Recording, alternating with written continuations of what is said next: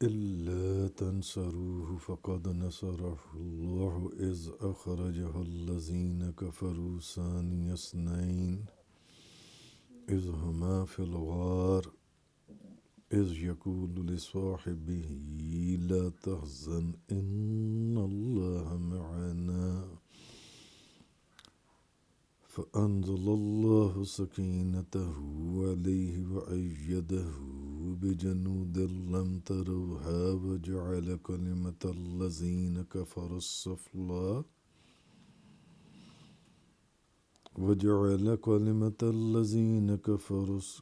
السفلى وكلمة الله هي العليا والله عزيز حكيم. آج سورہ توبہ کی آیت نمبر 40 سے بیان ہے. کل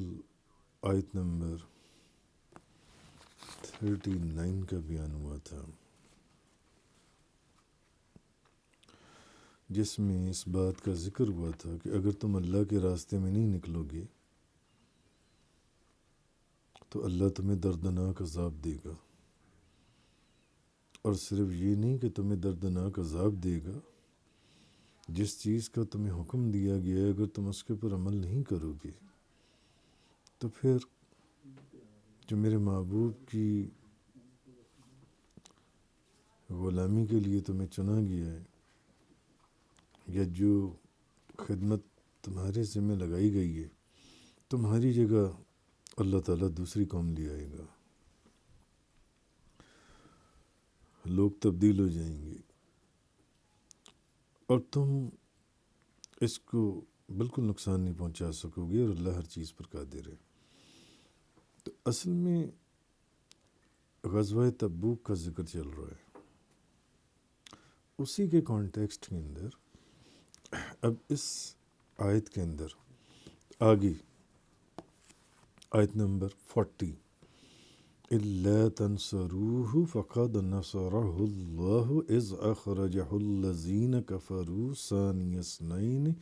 إذ هما في الغار إذ يقول لصاحبه لا تحزن إن الله معنا. اگر تم نے رسول کی مدد نہیں کی تو بے شک اللہ ان کی مدد کر چکا ہے. تم نے نہیں دیکھا پہلے بھی ایسے ایسے مواقع گزرے ہیں جہاں اللہ نے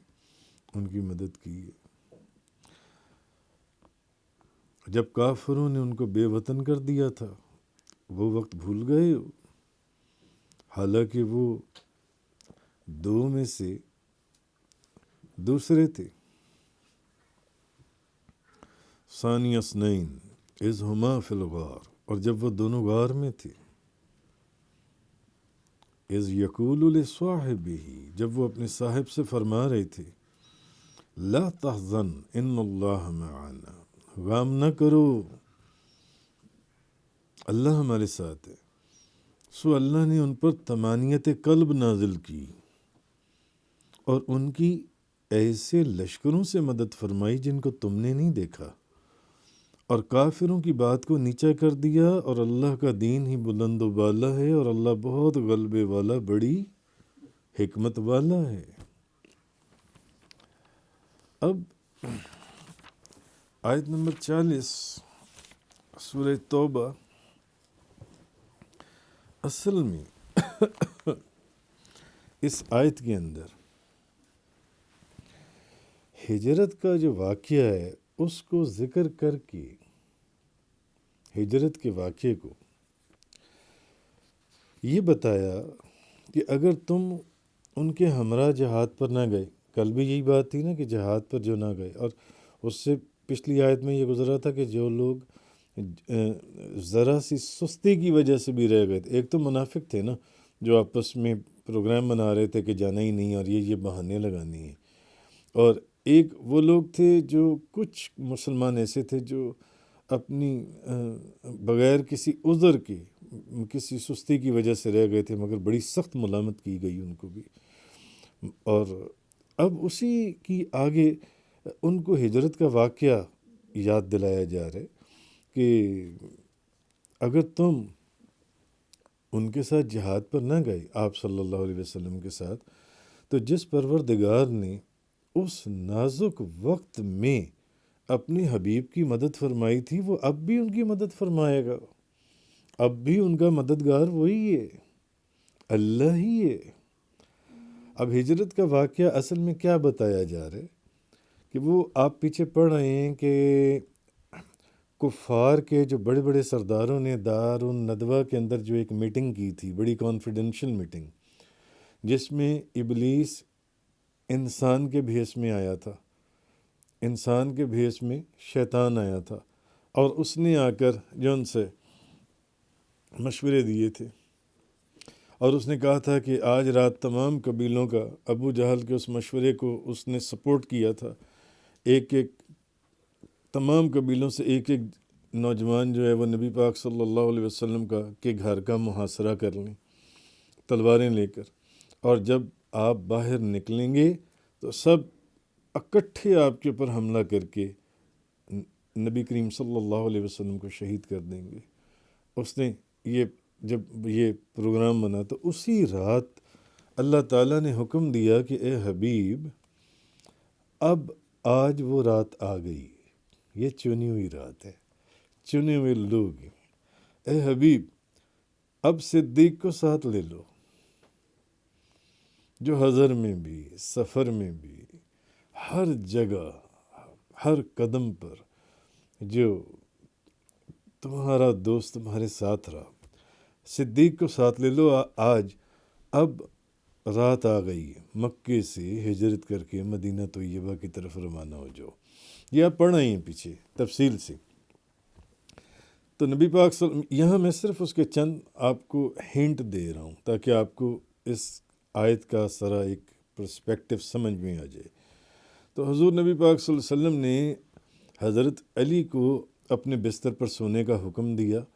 اور آپ نے حضرت علی کو پہلے ہی بتا دیا تھا کہ کوئی تمہارا بال بھی باقا نہ کر سکے گا۔ کوئی بے ادب سوچے کہ جناب پھر حضور خود کیوں نکل گئے؟ بھئی آپ تو اس لیے نکل گئے کہ اللہ کا حکم آ گیا، چلیے اب تشریف لے جائیے،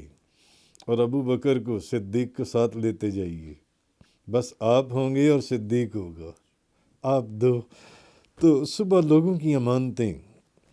جو ہمارے پاس ہیں علی ان کو پہنچا دینا، اور امانتیں دینے کے بعد پھر تم بھی مدینہ منورہ چلے آنا۔ تو نبی کریم صلی اللہ علیہ وسلم آپ باہر نکلے تو کافروں نے جو ہے وہ محاصرہ کیا ہوا تھا، اور میں نے وہ پھر تفصیل سے آپ کو بتایا تھا کہ نبی کریم صلی اللہ علیہ وسلم جو ہیں وہ وہاں سے نکلے اور حضرت صدیق اکبر کی گھر کی طرف روانہ ہوئے، اور نبی کریم صلی اللہ علیہ وسلم نے سورہ یاسین شریف کی ابتدائی جو شروع کی آیات ہیں وہ پڑھ کر ان پر دم کیا، تو ان لوگوں کے اوپر غنودگی چھا گئی، اور ان کے سروں کے اوپر مٹی جو آپ سرکار نے ڈالی تھی وہ مٹی پڑی ہوئی تھی۔ جب بعد میں ان کو ہوش آیا اور وہ شیطان نے آ کر اس نے کہا تمہیں نہیں پتہ وہ تو نکل چکی ہیں یہاں سے، اور اپنے سروں کے اوپر مٹی تو دیکھ لو۔ اور نبی پاک صلی اللہ علیہ وسلم نے جب وہ مٹی ڈالی ان کے بیچ میں سے نکلے، اور وہ اندھے ہو گئے، وہ دیکھ ہی نہ سکے کہ حضور وہاں سے تشریف لے گئیں۔ تو حضور تمام صحابہ کرام نبی کریم صلی اللہ علیہ وسلم کے دروازے پر، نبی پاک صلی اللہ علیہ وسلم حضرت ابو بکر صدیق کے دروازے پر، صدیق آج رات ہے، اب ہم نے نکلنا ہے جن سے، یہاں سے جب ہجرت کی رات ہے، تو ان کو ساتھ لے کر مکہ سے نکلے، اور کوہ سور کے ایک غار میں آ کر قیام فرمایا، جس کا منہ بہت تنگ تھا اور لیٹ کر اندر داخل ہوا جاتا تھا۔ جو لوگ حاجی یا عمرے پر جاتے ہیں انہوں نے غار سور دیکھی، اور اگر غار سور اوپر جا کر نہیں دیکھی تو نیچے سے کم از کم وہ جبل سور، وہ جو پہاڑ ہے، اس کو لوگوں نے دیکھا ہے جو ان سے۔ تو وہ اس کا منہ بہت تنگ تھا، اور بندہ صرف لیٹ کر ہی اس غار کے اندر داخل ہو سکتا تھا۔ تو حضرت صدیق جو ان سے ہیں وہ پہلے تو خود اندر گئے اس غار کے، تو غار کو تمام پہلے صاف کیا، تن کے اور جو خس و خاشاک وغیرہ تھے ان کو صاف کیا، پھر جتنے سوراخ تھے بند کیے۔ اب مختلف روایات ہیں، پھر ایک سوراخ ایسا تھا کہ جو بند ہونا باقی رہ گیا تھا، باقی تو سوراخ آپ نے بند کر دیے تھے، اور ایک روایت میں آپ نے اپنی قمیض اتار کر قمیض پھاڑ پھاڑ کے جتنے تھے سوراخ بند کر دیے تھے۔ تو اب کوئی کپڑا نہیں تھا جس سے وہ سوراخ بند کرتے، تو وہ جو ایک سوراخ رہ گیا تھا اس پر اپنے پاؤں کی ایڑی رکھ دی اور عرض کی کہ نبی کریم صلی اللہ علیہ وسلم کو کہ حضور اب اندر تشریف لے آئیں۔ تو حضور اندر تشریف لائے اور حضرت صدیق اکبر کے زانوں پر سر مبارک رکھا اور آپ آرام فرما ہو گئے۔ تو کیا وقت ہوگا حضرت صدیق اکبر رضی اللہ تعالیٰ عنہ کی گود میں دونوں جہانوں کے بادشاہ 18,000 عالم تمام جہانوں کے بادشاہ جن سے ہیں، تو وہ ان کی گود کے اندر سر اقدس رکھ کے تو حضرت صدیق اکبر کی جو پہلے ہی بھلے ہر وقت زیارت کرتے تھے مگر بھی کیفیت یہ تھی جیسے بیتاب نگاہیں، کیونکہ محبوب جو ہے نا، محبوب اس کو دیکھنے سے دل بھرتا نہیں ہے، اور جس کو دیکھنے سے دل بھر جائے وہ محبوب نہیں ہے، اور نہ وہ محب ہے جس کو دیکھنے سے دل بھر جائے۔ محبوب تو وہ ہے جس کو دیکھنے سے دل ہی نہ بھرے، نہ رات نہ دن، بھلے 24 گھنٹے دیکھتے رہیں۔ تو ان کی بیتاب نگاہیں اور بے قرار دل نبی کریم صلی اللہ علیہ وسلم کے چہرہ مبارک کے اندر گم ہو گیا، تو نہ دل سیر ہوتا تھا نہ آنکھیں،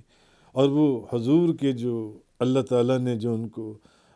ایک حقیقی حسن و جمال عطا فرمایا تھا، تو وہ آپ کے چہرہ انور کو حضرت صدیق اکبر ایک عجیب کیفیت میں دیکھتے ہوں گے اس وقت، تو کہ آج صدیق کی آغوش میں وہ جلوہ فرمائیں کہ اے بخت، مفسرین لکھتے ہیں کہ صدیق کی رفتو تم پر یہ خاک پریشان قربان، اور یہ جو کیفیات تھیں، انہی کیفیات کے اندر جب حضور آپ کی گود کے اندر اور آپ کی نگاہیں ان کے حضور کے چہرہ انور کے اوپر، تو حضرت صدیق کی ایڑی کے اندر ایک سانپ نے ڈس دیا۔ کس ایڑی کے اوپر؟ جو ایک سوراخ بند ہونا رہ گیا تھا، جس کے اوپر حضرت صدیق اکبر نے اپنی ایڑی رکھ دی تھی۔ یہ وہ محبت ہے جس کی مثال نہیں ملتی کہ یا رسول اللہ، محبوب کو پہلے آپ بعد میں اندر آئیں پہلے، اور اپنی جان کا کوئی خطرہ نہیں کہ کوئی سانپ ہی کاٹ لے، اور اپنی قمیض اتار کے کہ پتہ نہیں ہزاروں سال پرانی غار ہے جو ان سی ہے۔ پھر اس سانپ کے اوپر بھی بڑے بڑے محدثین اور مفسرین اور سیرت نگاروں نے بڑی بے شمار روایات اور حکایات بیان کی ہیں، ادھر جانے کا وقت نہیں ہے۔ تو انہوں نے جو ایک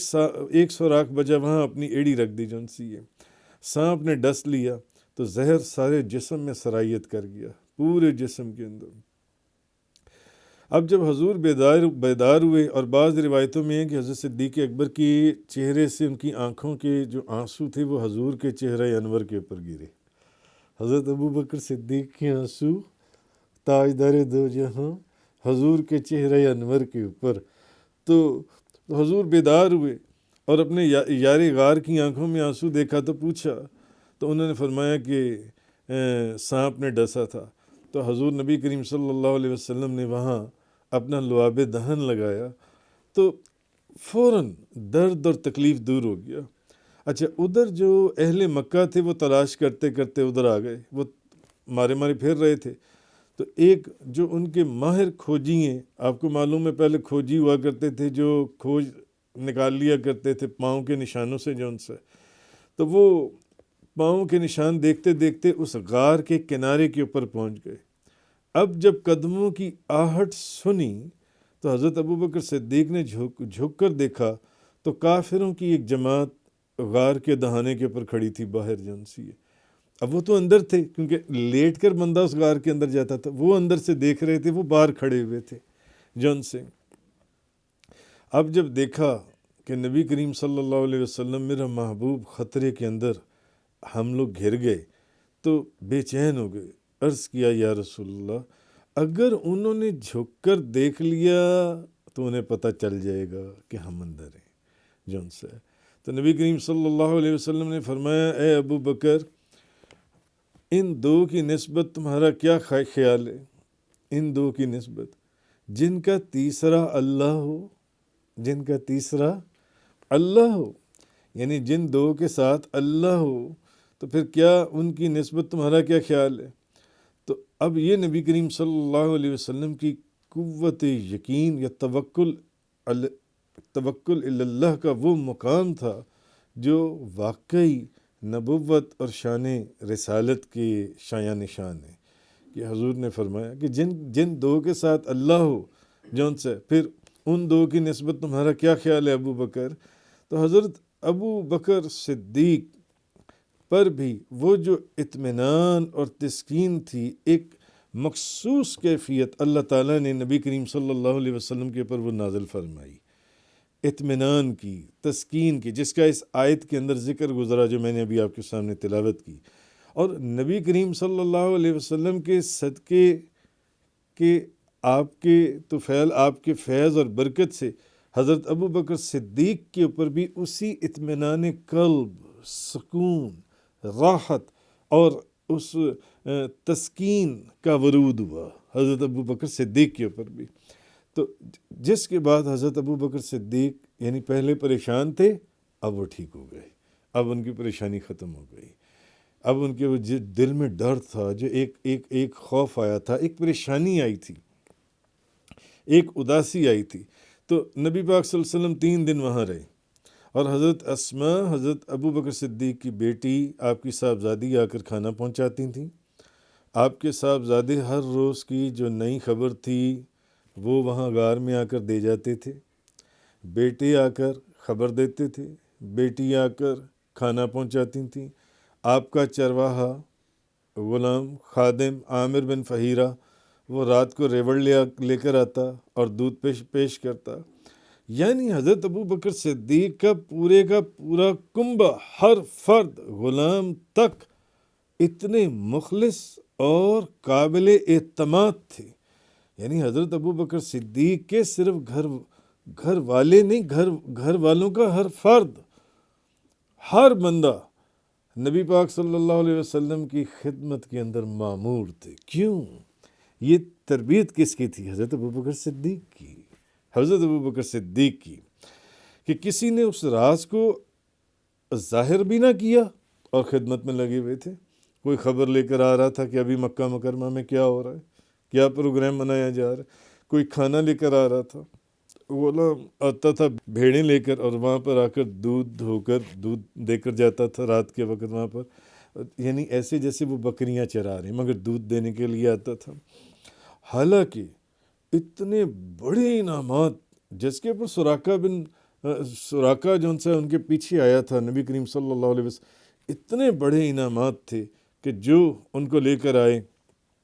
یا معاذ اللہ ان کو قتل کر دے تو اس کو یہ انعام دیے جائیں گے۔ تو کفار مکہ نے نبی کریم صلی اللہ علیہ وسلم کو شہید کرنے کے لیے جو سازش کی تھی وہ اسی طرح ناکام ہو گئی۔ بڑی زبردست سازش تھی کہ ہر قبیلے کا ایک بندہ گھر کے باہر تلوار لے کر کھڑا ہو جائے اور کٹھے، تاکہ کوئی آپ کسی ایک قبیلے سے قصاص نہ لے سکیں اور دیت دینے کے اوپر معاملہ سارا حل ہو جائے جن سے، اور وہ سارے قبیلے دے دیں گے جن سے۔ تو وہ ساری سازش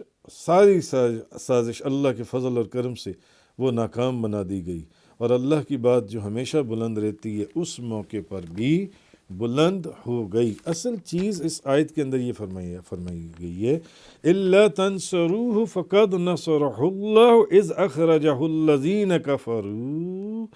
کہ اگر تم نے رسول کی مدد نہیں کی تو بے شک اللہ ان کی مدد کر چکا ہے جب کافروں نے ان کو بے وطن کر دیا تھا۔ وہ وقت یاد کرو، ابھی جنگ تبوک کے لیے یہ کیا کرنے لگے ہوئے ہو، وہ وقت یاد کرو جب اللہ وہاں مدد کر سکتا ہے تو اللہ یہاں بھی مدد کر سکتا ہے۔ اس لیے آپ حیران ہوں گے کہ بھئی بات تو غزوہ تبوک کی چل رہی تھی، تو درمیان میں یہ اصل میں ان کو، مسلمانوں کو یا کفار کو اور منافقوں کو، کہ یہ وقت بتایا جا رہا ہے ہر ایک کو اس کی کیفیت کے مطابق، کہ اگر اللہ تعالیٰ وہاں پر مدد کر سکتا ہے تو پھر اللہ تعالیٰ یہاں پر بھی مدد کر سکتا ہے۔ حالانکہ وہ دو میں سے دوسرے تھے، جب وہ دونوں غار میں تھے، ثانی اثنین، وہ دو میں سے دوسرے تھے، اذ ہما فی الغار، جب وہ دونوں غار میں تھے، اذ یقول لصاحبہ، جب وہ اپنے صاحب سے فرما رہے تھے، جب وہ اپنے صاحب سے فرما رہے تھے لا تحزن ان اللہ معنا، غم نہ کرو بے شک اللہ ہمارے ساتھ ہے۔ کہنے والا کون تھا؟ کلام کس کا تھا اور پھر کہہ کون رہا تھا کہ غم نہ کرو اللہ ہمارے ساتھ ہے؟ تو اصل میں ایک روایت کے اندر ہے، حضرت میں اس کا مختصر سا کہ حضرت عمر رضی اللہ تعالیٰ عنہ فرماتے ہیں اللہ کی قسم حضرت ابو بکر کی ایک رات اور ایک دن عمر کی تمام عمر سے افضل اور بہتر ہے۔ کیا میں تمہیں ان کی ایک رات اور ایک دن کے متعلق بتاؤں؟ وہی رات تھی۔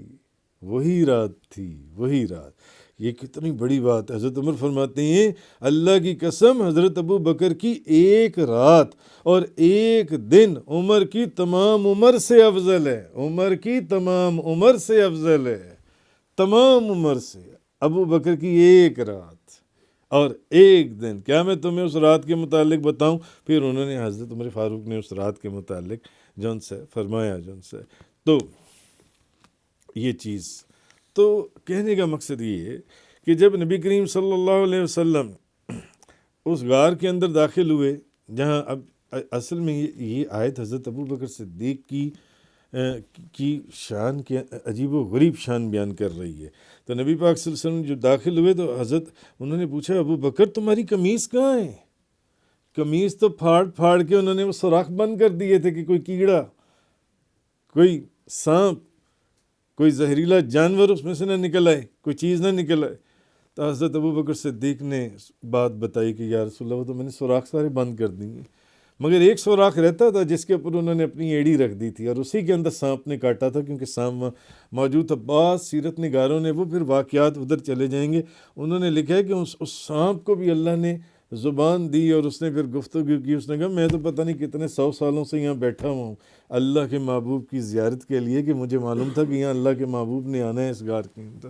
خیر وہ بات دوسری طرف ہے۔ تو جب حضرت ابو بکر صدیق نے یہ بات بتائی نا کہ میری قمیض وہاں گئی ان سوراخوں کے اندر، تو پھر نبی پاک صلی اللہ علیہ وسلم نے ہاتھ اٹھایا اور ہاتھ اٹھا کر حضور نے یہ دعا فرمائی اللہ ابو بکر کو جنت میں میرا ساتھی، ابو بکر کو جنت میں میرا ساتھی یعنی میرے ساتھ میرے درجے میں رکھنا۔ آہا یا اللہ ابو بکر کو جنت میں میرے ساتھ ساتھی اور میرے درجے میں رکھنا۔ حضرت ابو بکر صدیق کے لیے کیا مقام ہے حضرت ابو بکر صدیق کا۔ اور ایک روایت کے اندر بعض کتابوں کے اندر آیا ہے کہ ایک سوراخ بہت بڑا تھا، تو اس سوراخ کے اندر حضرت ابو بکر صدیق نے صرف اپنا پاؤں نہیں اپنی پوری ٹانگ ڈال دی، اور نبی پاک صلی اللہ علیہ وسلم آپ کی گود میں سر رکھے تھے، پوری ٹانگ ڈال دی کہ ران تک حضرت ابو بکر صدیق کی اس سوراخ کے اندر چلی گئی، تاکہ اگر اس کے اندر کوئی سانپ بیٹھا ہوا ہے تو وہ باہر نہ نکل سکے۔ اور پھر کہا یا رسول اللہ اب آپ غار میں آ جائیے، اور بعض روایتوں میں ہے کہ ایک سانپ نے ڈنگ نہیں مارا تھا، کئی سانپوں نے ڈنگ مارا تھا، اس غار کے اندر کئی سانپ تھے۔ تو حضرت ابو بکر صدیق نے جنبش تک نہ کی کہ کہیں نبی پاک صلی اللہ علیہ وسلم بیدار نہ ہو جائیں، اور جب حضرت ابو بکر صدیق کے آنسو رسول کریم صلی اللہ علیہ وسلم کے چہرے انور پر گرے تب نبی پاک صلی اللہ علیہ وسلم بیدار ہوئے۔ اکثر روایتوں میں یہ تب حضور بیدار ہوئے جب حضرت ابو بکر صدیق کے آنسو حضور کے، تو آپ نے پوچھا اے ابو بکر کیا ہوا؟ تو انہوں نے اس وقت بھی جب سانپ ڈنگ مار رہا تھا اور آنسو نکل رہے تھے اور ان آنسوؤں کے چہرے انور کے اوپر آنے سے حضور نے آنکھیں کھولیں، تو اس وقت بھی کیا فرماتے ہیں کہ آپ فرماتے ہیں روایات کے اندر ہیں یعنی یا رسول اللہ آپ پر میرے ماں اور میرے باپ فدا ہوں، میری ماں بھی آپ پہ سے قربان، میرے باپ بھی آپ پہ سے قربان، مجھے سانپ نے ڈس لیا۔ تو پھر نبی کریم صلی اللہ علیہ وسلم نے حضرت ابو بکر صدیق کے پاؤں کے اوپر اپنا لعاب دہن لگایا، حضور کا لعاب دہن حضرت ابو بکر صدیق کے پاؤں کے اوپر نبیوں کے تاجدار نے لگایا۔ اور جب حضرت ابو بکر صدیق ایک روایت میں ہے کہ جب حضور بظاہر تھک گئے تو ان کو اٹھا کر اپنے کندھوں کے اوپر بٹھایا اور چلنے لگ گئے کہ کہیں پیچھے کفار نہ پہنچ جائیں. تو آپ مجھے بتائیں جب حضرت نبی کریم صلی اللہ علیہ وسلم، میرا اپنا ذاتی خیال ہے کہ جب حضرت نبی پاک صلی اللہ علیہ وسلم حضرت ابوبکر صدیق کے کندھوں کے اوپر بیٹھے ہوں گے تو آپ کے دونوں ہاتھ حضرت ابوبکر صدیق کے سر پر ہوں گے. حضرت ابوبکر صدیق کے سر پر ہوں گے حضرت نبی کریم صلی اللہ علیہ وسلم کے دونوں ہاتھ مبارک جانسیں.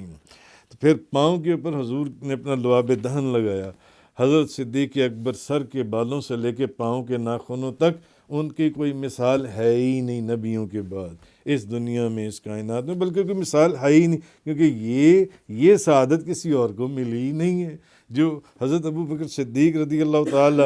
ان کو جو اللہ تعالیٰ نے عطا فرمائی جون سی ہے. اور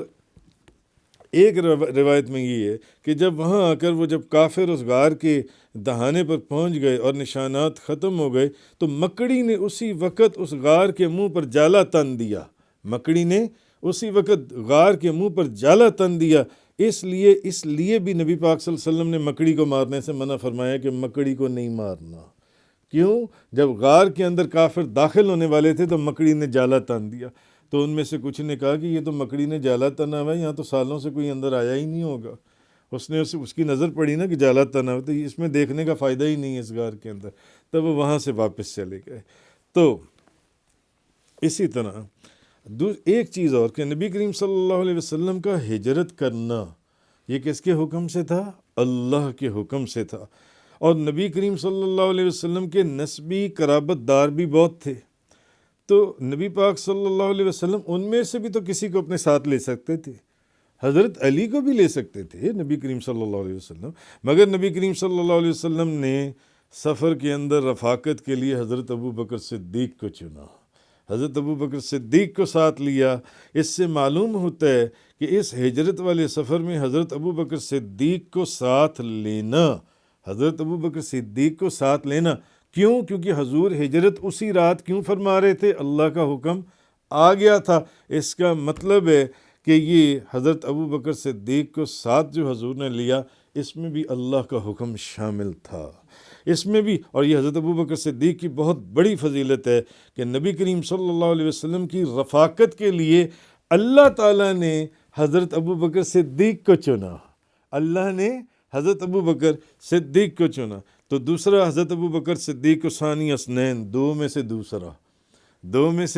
دوسرا فرمایا. اس کے اندر مفسرین نے، علماء نے بڑا کلام کیا، بہت کلام کیا. اور پھر جب حضرت ابوبکر صدیق غمگین ہوئے تو نبی پاک صلی اللہ علیہ وسلم نے ان کو تسلی دی. نبی پاک صلی اللہ علیہ وسلم نے کیا فرمایا؟ اذ یقول لصاحبہ، جب وہ اپنے صاحب سے فرما رہے تھے لا تحزن ان اللہ معنا، غم نہ کرو بے شک اللہ ہمارے ساتھ ہے، اللہ ہمارے ساتھ ہے. تو نبی پاک صلی اللہ علیہ یہ بھی حضرت ابوبکر صدیق کی کہ بہت بڑی فضیلت ہے کہ نبی پاک صلی اللہ علیہ وسلم نے ان کو یہ تسلی دی. اسی طرح اللہ تعالیٰ نے یہ جو فرمایا، حضرت ابوبکر صدیق نبی کریم صلی اللہ علیہ وسلم کے صاحب ہیں. حضرت ابوبکر صدیق، حضرت ابوبکر نبی کریم صلی اللہ علیہ وسلم کے صاحب ہیں. تو اس کا مطلب ہے کہ جو بندہ حضرت ابوبکر صدیق کے صحابی ہونے کا انکار کرے، کیونکہ قرآن کہہ رہا ہے کہ وہ حضور کے، اللہ کے رسول کے، نبی کریم صلی اللہ علیہ وسلم کے صاحب ہیں، تو اب جو حضرت ابوبکر صدیق کی صحابیت کا انکار کرے وہ قطعی کافر ہے، وہ ہے ہی کافر. یہ حضرت کیوں قرآن کہہ رہا؟ قرآن نے ان کو ان کا صحابی ہونا ثابت کر دیا، ان کا صاحب ہونا ثابت کر دیا جن سے، کیونکہ ہزاروں کے تابعین کس کو تبدیل کریں گے؟ حضرت ابوبکر صدیق ہی وہاں ان کے صاحب تھے. تو آگے یہ جو فرمایا کہ اللہ ہمارے ساتھ ہے، اس معیت سے حفاظت اور نصرت جو مراد ہے، تو نبی پاک صلی اللہ علیہ وسلم نے اس کے اندر بھی حضرت ابوبکر صدیق کو شامل کیا. یہ فضیلت بھی حضرت ابوبکر صدیق کو حاصل ہوئی جون سی ہے. اور پھر یہ کہ غار ثور میں قیام کے دوران، کیونکہ غار ثور مکہ مکرمہ میں آپ نے دیکھی ہے، کئی دفعہ آپ نے دیکھی ہے، اور وہ اس وقت وہ مکہ سے بہت باہر تھی، مگر ابھی وہ مکہ مکرمہ کی حدود کے اندر ہی آ گئی نا، شہر کے اندر آ گئی ہے. تو غار ثور کے اندر قیام کے دوران حضرت ابوبکر کے بیٹے حضرت عبداللہ بن ابی بکر، ان کی بیٹی حضرت اسما، ان کا غلام عامر بن فہیرہ اور جو آپ تک مکہ سے خبریں پہنچاتے تھے، کوئی کھانا پکا کر لا رہا تھا، کوئی خبریں لے کر آتے تھے. تو یہ بھی حضرت ابو بکر صدیق کی فضیلت ہے کہ حضرت ابو بکر صدیق کا سارا گھر حضور کا غلام، سارا گھر رشتہ دار حضور کے غلام، بلکہ ان کے غلام بھی حضور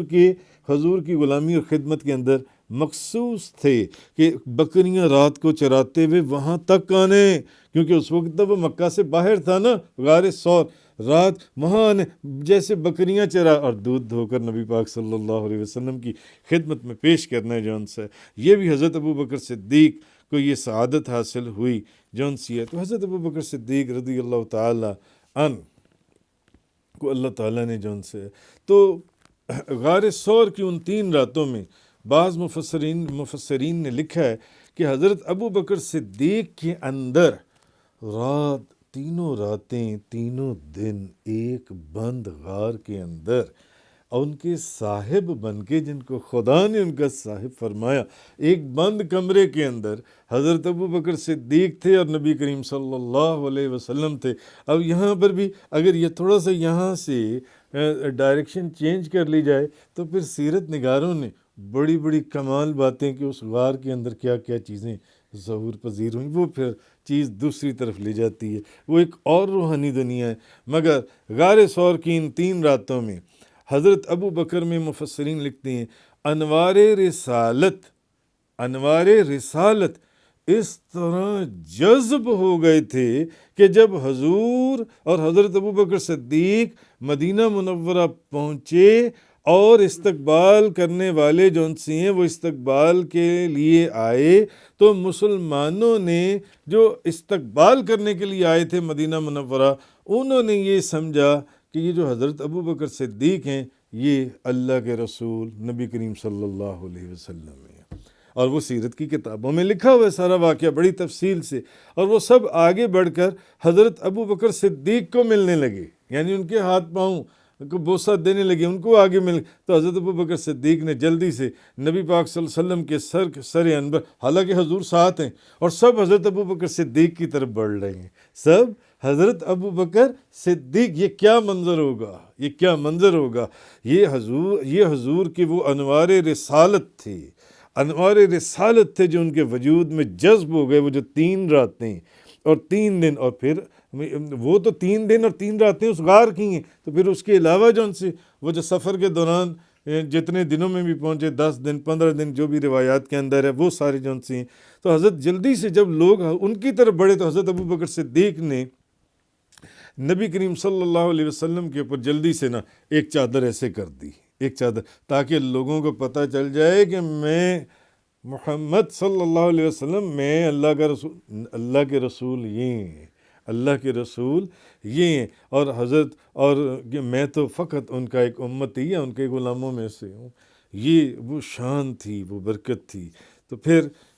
اسی طرح انصار کے جن لوگوں نے پہلے اللہ کے رسول کو نہیں دیکھا ہوا تھا، وہ بھی حضرت ابو بکر صدیق کو تعظیم دیتے تھے.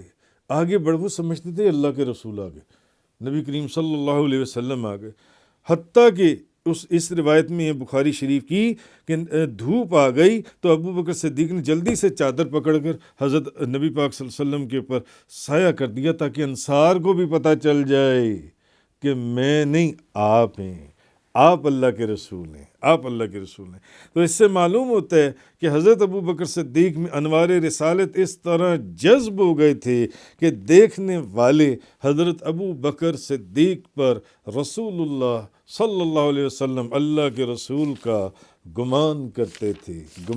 تھے. تو یہ آیہ کریمہ جو ہے یہ ان کی عجیب و غریب شان بیان کر رہی ہے کہ جس میں فرمایا ایک تو ثانی اثنین، وہ دو میں سے دوسرا اذ ہما فی الغار، جب وہ دونوں غار میں تھے. اللہ ان کا ذکر بیان کر رہا ہے، اللہ ان کا قصہ بیان کر رہا ہے. اذ یقول لصاحبہ، جب وہ اپنے صاحب سے فرما رہے تھے، اپنے صاحب سے. تو اللہ نے حضرت ابو بکر صدیق کو قرآن میں نبی کریم صلی اللہ علیہ وسلم کا صاحب ڈکلیئر کر دیا. اس سے زیادہ یہاں تو بات ہی ختم ہو گئی. لا تحزن ان اللہ معنا، غم نہ کرو اللہ ہمارے ساتھ ہے. تو یہ آیہ کریمہ اصل میں وہ واقعہ یاد کروایا گیا غزوہ تبوک کے موقع کے اوپر مسلمانوں کو کہ اگر وہاں اللہ ان کی مدد کر سکتا ہے، ہر جگہ تو اللہ کی مدد ان کے شامل حال ہے، وہ تو اس کی نگاہوں کے اندر ہے، اس کی توجہ کے اندر ہے، تو پھر وہ یہاں پر بھی ان کی مدد کر سکتا ہے۔ اس لیے یہ مت سوچو، اس لیے جنگ کی تیاری کرو۔